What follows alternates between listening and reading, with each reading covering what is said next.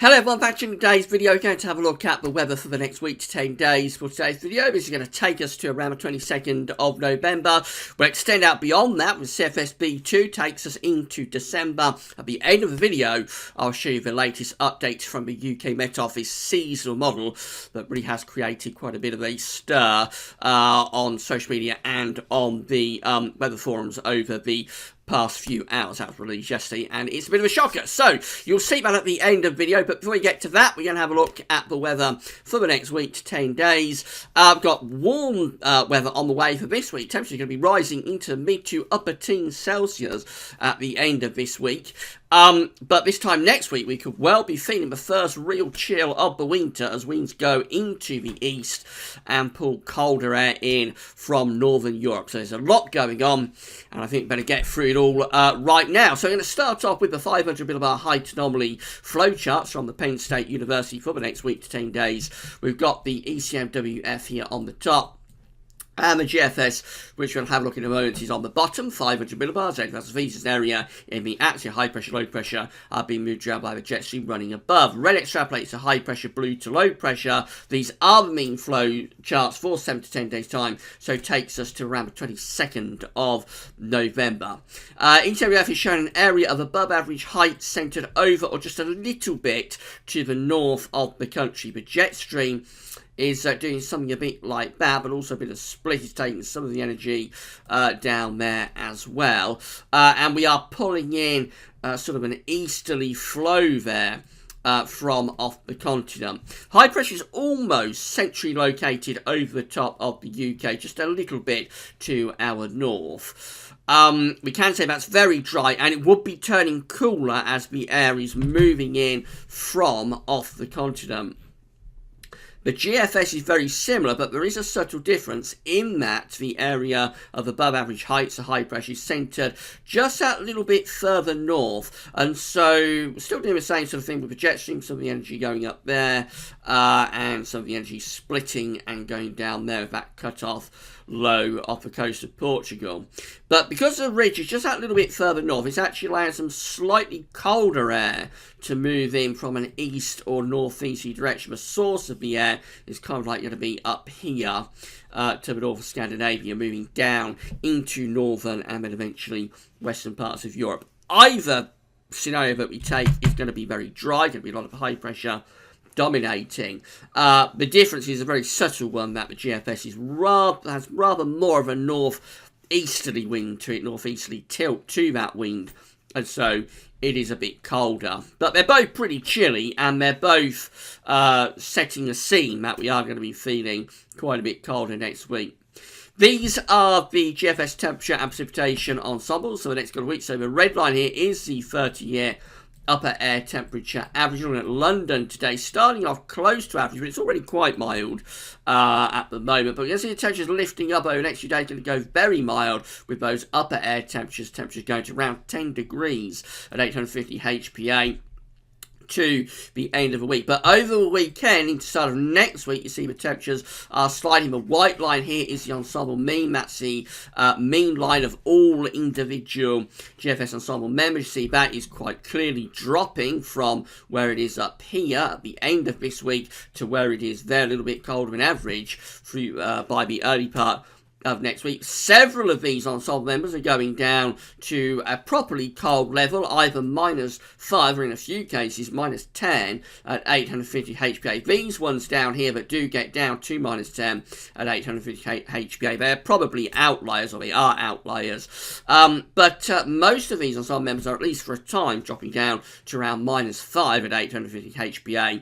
So that is genuinely cold air moving in from the east. In the more extended range, we see a lot of scatter as we go into the final week of November. This period just here, several of these ensemble members are milder, but several of them are colder. So for the final week of November, it remains up for grabs. But it certainly is going to, for a time anyway, be turning a lot colder compared to what we've got coming up this week.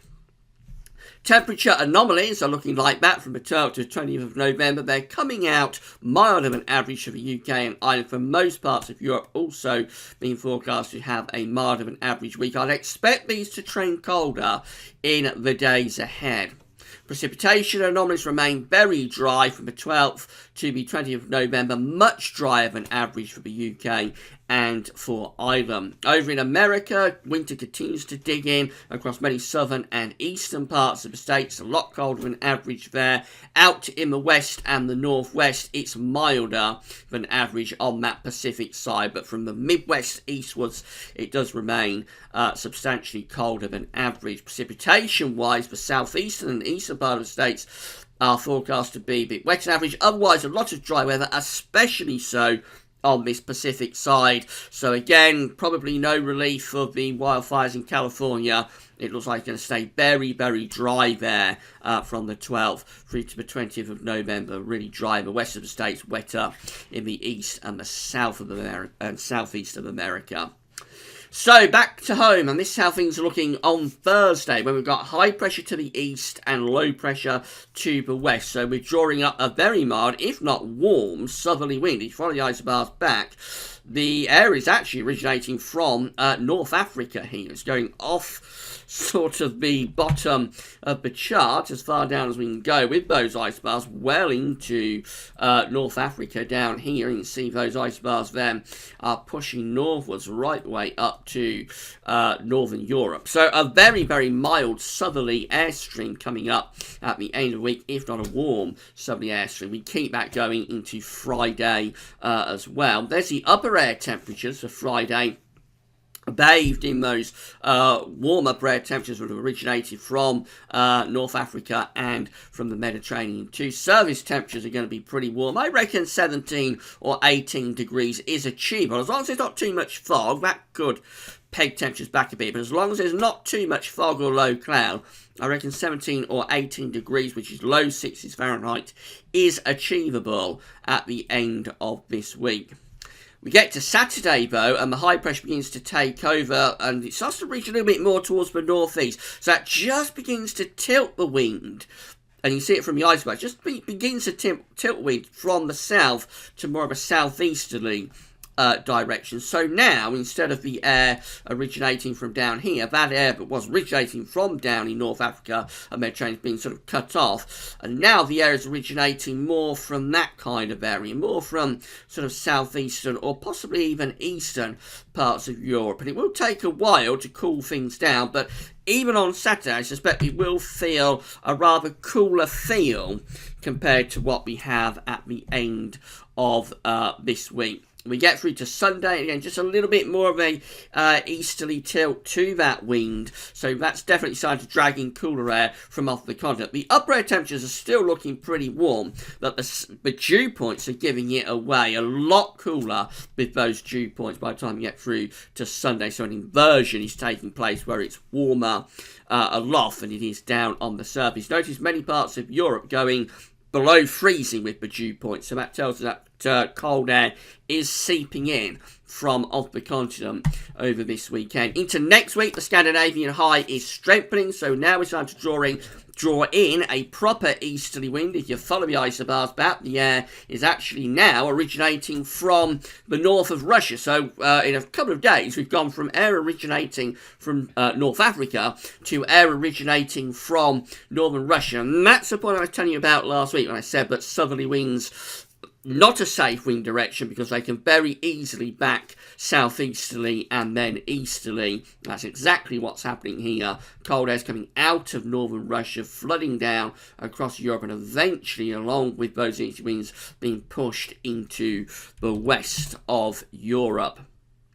Upper air temperatures looking like that, so beginning to cool down even with the upper air temperatures, turning cold across many central, eastern and northeastern parts of Europe. You'll notice a cold pool is digging out of northern Russia and pushing down into the eastern part of Europe. That's how things look on Tuesday next week. The wind is properly in from the east then, and that will be pushing that cold air towards us. There's the upper air temperatures showing it's turning a lot colder from the east. That could well be starting to drag in wintry showers onto the eastern side of the country through the early part of next week. There's the dew points. They're going below freezing for the UK. Most of Europe also looking really quite cold by this point. So a dramatic change takes place. A really, really dramatic change in the space of a few days. We move up towards day 10 and we remain in those easterly winds, albeit the air is beginning to originate a little bit more from southeastern Europe now. It's beginning to originate more from that kind of area. So cutting off the coldest of those northeasterly winds from northern Russia, but still pretty chilly and certainly still bringing in the risk of frost and probably fog as well.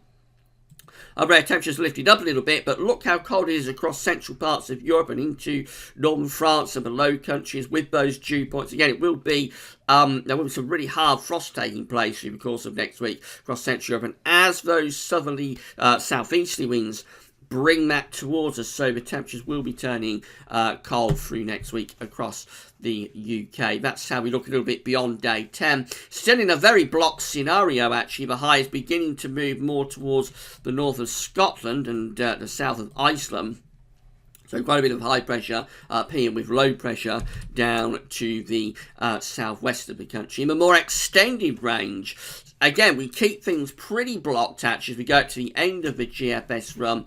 Over time, that high pressure begins to push itself more towards Greenland and Iceland with low pressure to the south of that ridge. So low pressure across sort of the northwest of Europe. A lot of cold air is lurking up here. If we could run on another day or two, it's possible we will start to push down Arctic northerly winds in that situation. It certainly looks like things are trending a lot colder now for the final week to 10 days of November. ECMWF looks like this. Now, we know the ridge isn't going to be quite as far north with the ECM. We've seen on the height anomaly flowchart, but we start off on Thursday drawing up those very mild, if not warm, southerly winds. We go through to the weekend and the high pressure is building in over Scandinavia, so we do bring in cooler air from off the continent over weekend. You'll notice the temperatures falling back close to average over weekend, probably a risk of an increased risk of fog patches as well.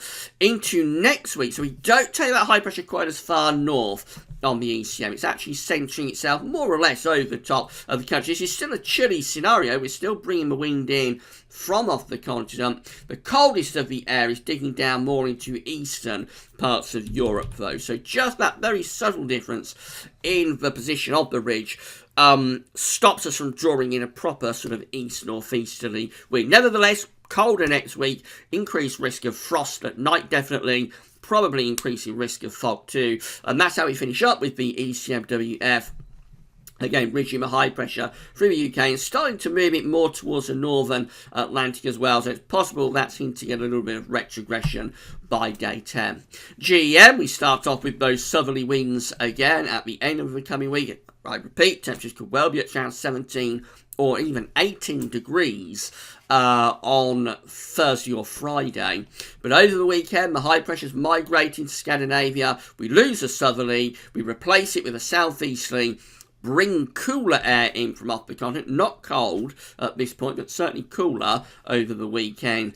And then into next week, that's when we start to pick up that proper easterly wind. Notice further north again with the high pressure, so this is more in line with what the GFS is showing compared to the ECM, which doesn't get that high pressure as far north of this. If high pressure does go that far north, then we start to bring in that proper east wind, especially across England and Wales, which may well start to move in the risk of wintry showers to eastern coast in particular through the course of next week. That's how we look on Wednesday. Again, easterly winds are pushing in across the UK, particularly across England and Wales. It will feel cold at this point, and then we get to day 10 with the GM. Still looking very blocked. The wind is still in from the east. There's no quick way out of that. So pretty cold really with the GM through the course of next week. CFS V2 is looking like this. So these are 500 millibar height anomaly flowcharts. So broke it down into weekly periods. The first week period will take us from the 12th to the 18th of November with above average heights over and to the east of the UK. Below average heights out in the Atlantic, and of course we know we're drawing up this southerly wind, at least initially. Mild air will be moving up from or even warm air, we're moving up from the Mediterranean and North Africa. But then we go through to week 2, this one taking us from the 19th to the 25th of November. The high pressure's gone north, it's pushed into Scandinavia, and so now we draw in a proper east or northeasterly wind, and that will start to dig cold air in out of Russia across much of northern Europe, and that cold air via the easterly winds would be getting into the UK as well. Look at week 3. This is the 26th of November to the 2nd of December. This is a prolonged cold spell that's setting up here. A large, massive blocking feature setting up around Greenland. So the high pressure has retrogressed from Scandinavia and it's pushed to Greenland. We've got below average heights underneath it through Scandinavia, through much of Central and Western Europe. The wind will be in from the northeast, and that could be bringing snow, maybe quite significant snow, to parts of the UK and also to parts of Central and Western Europe as well, with a cold north to northeasterly wind.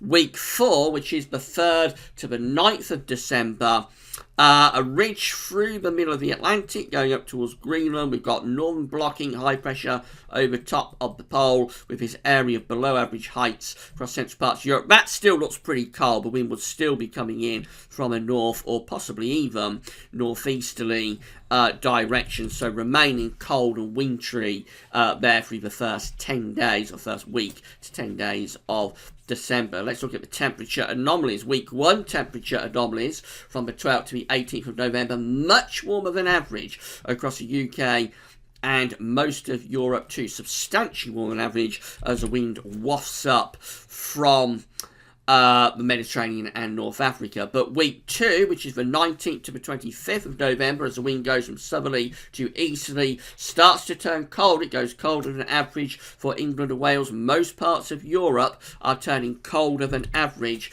in week 2 as well. Week 3 is a colder than average week as well. This is the 26th of November to the 2nd of December. Below average temperatures for the UK, for Ireland.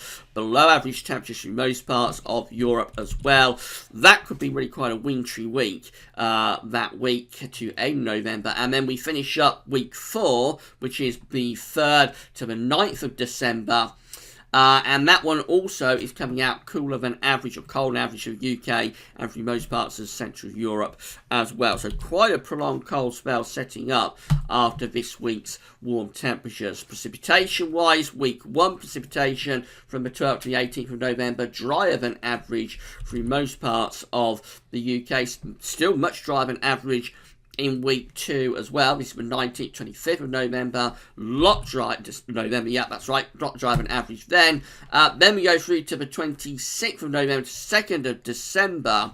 And it's going closer to average. So this is a more unsettled week with precipitation on. It's going from substantially drier than average to close to average. It's a more unsettled week, and so this would lead us to suspect there might be snow there for the end of November and start of December, as the patty is very blocked. We've got significant northern blocking and colder than average temperature anomalies as well.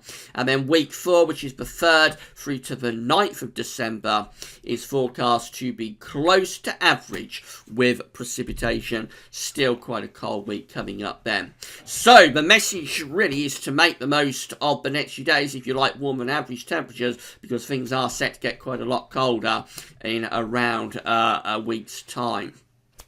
Finally, I just want to show you the latest seasonal model update for the winter of 2018-19 from the UK Met's GloSea5 model. This is what it was showing in terms of its mean sea level pressure anomaly last month in October. So it's going for basically quite a mild winter with below average heights to the north and around much of Western Europe, above average heights down here. A flow coming in from off the Atlantic Ocean would be a relatively mild but unsettled winter with quite a bit of rain. This is the latest in terms of mean sea level pressure anomaly from the UK Met's GloSea5 model. It's covering the full winter period December to February, and it's a big flip on October's mean sea level pressure anomaly. Now it has a blocking signal, quite a substantial blocking signal around Greenland and Iceland. It has below average heights underneath it. The jet stream is down here on the cold side of a jet, and obviously we will be bringing in a risk of east or northeasterly winds, or northerly winds, with that. That's a mean sea level pressure anomaly for December, January, February. I can just show you mean sea level pressure anomaly through the 3-monthly period, January, February, March. And if anything, it gets more extreme with that blocking signal. A very, very strong blocking signal indeed across the northern latitudes. Notice it's stretching from sort of northern Siberia over here to Greenland over here. That's a very, very intense blocking signal that it's going for there. Almost like a reverse flow with below average heights to the south, and the wind obviously is going in that kind of direction. That's very extensive blocking, northern blocking. And that's a properly cold pattern that the model is setting up there through the winter and through the latter part of the winter too. So it's all getting really, really interesting, this. It looks like certainly in the next week to 10 days, temperatures will be dropping away. We're going to be pretty warm this week. Make the most of it. If you like warm temperatures, going to start to cool down from the weekend. Next week will actually feel cold, I think, with the wind going into the east. And then, if these long-range models are to be believed, well, the CFS wants to extend this into the start of December, and the UK Met seasonal model is really going to town on northern blocking for this winter. So, a cold winter is being forecast by the UK Met's seasonal model this month. Of course, it's only one model. We do rate it quite highly at the high end of the longer range output models, so it's rated highly, but it is only one model. We will have to wait until we do the third and final seasonal model roundup for winter 2018-19, which you will see on the final Saturday of the month, so being a couple of weeks' time. We'll go through all of the long range models. We'll see how much support there is from the UK Met, but that certainly has set the cap among pigeons, and there's been a lot of talk about that, so I wanted to include it in today's video. Right, so that's brought you up to date with all of the developments. There's a lot going on at the moment, so we'll be covering this, of course, in the videos through the course of the week. But that's all for now, and thanks for watching.